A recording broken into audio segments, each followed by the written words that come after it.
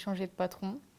Parce qu'on a eu des relations un peu conflictuelles et du coup, le CFA m'a bien soutenue et m'a aidé à trouver une solution justement pour changer d'entreprise afin que je puisse terminer mon BP et que ça se passe très bien.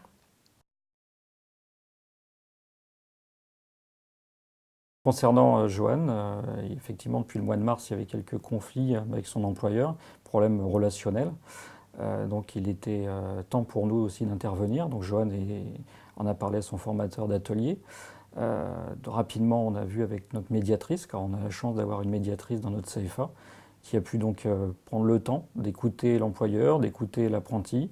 Et il était donc raisonnable pour Johan, comme l'employeur, de faire une rupture à l'amiable, qui a été effectuée fin juin. Tous ces résultats, que ce soit en enseignement général et de l'avis du formateur d'atelier, sont plutôt positifs. Donc c'est une apprentie qu'il ne faut surtout pas perdre pour la profession. On a besoin de jeunes de talent, elle en fait partie.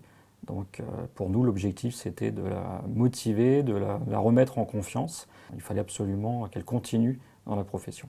Je pense que si un apprenti ou un jeune rencontre un problème, même minime, dans son entreprise, devra en parler directement au CFA ou à son formateur pour qu'il puisse réagir si jamais il y a un problème.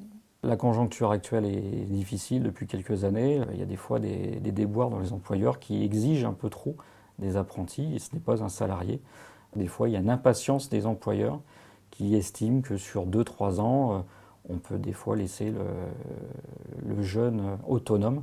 Non, il ne faut pas oublier le rôle de formation des maîtres d'apprentissage.